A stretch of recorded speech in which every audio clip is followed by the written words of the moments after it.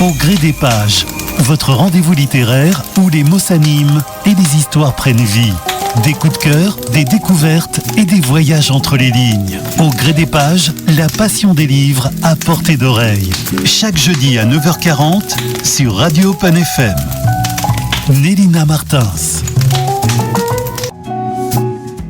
Et comme tous les jeudis, Nélina est avec nous pour nous parler littérature. Bonjour Nélina, comment ça va ? Et bonjour, ça va très bien, merci.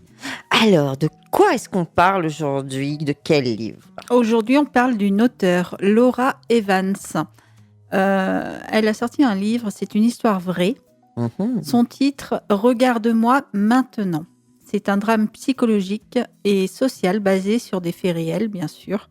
Regarde-moi maintenant suit le destin d'un homme pétri de cicatrices, Bertrand, dont l'enfance est ruinée dès l'annonce brutale de la mort de sa mère.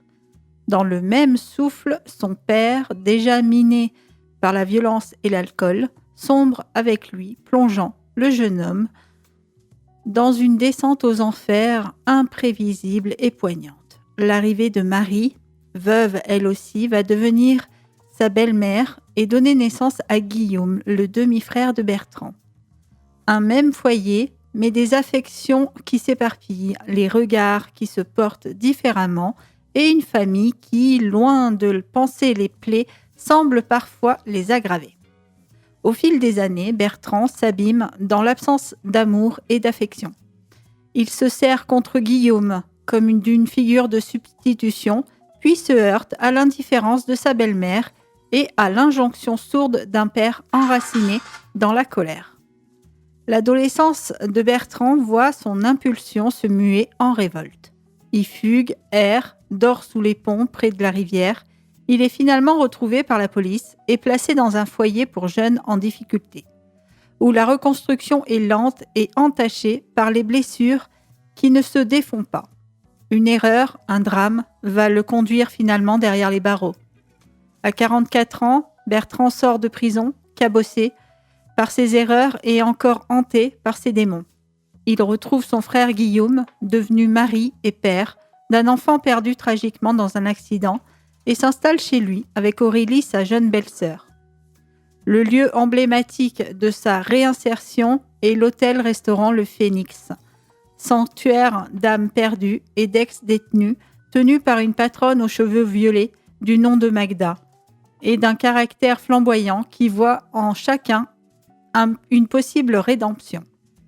Bertrand devient alors serveur et retrouve goût à la vie, en reprenant pied dans le monde, tout en s'évertuant à résister à la tentation du passé. C'est alors qu'apparaît Isabelle, belle femme de son âge aux cheveux d'un roux flamboyant, qui fait chavirer le cœur de Bertrand.